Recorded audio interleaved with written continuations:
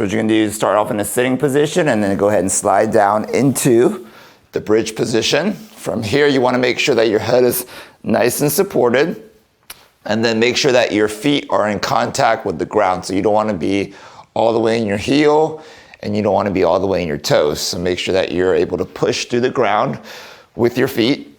From here, what you're gonna do is you're gonna make sure that your chin is down, shoulders are back, and then from here, make sure that that core is engaged. So we don't wanna arch our back through this exercise. You wanna make sure that everything is nice and engaged through the core.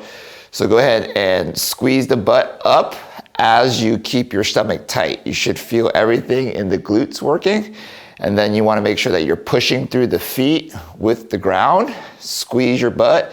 And then think about turning the knees out just a little bit to create more tension in the hips.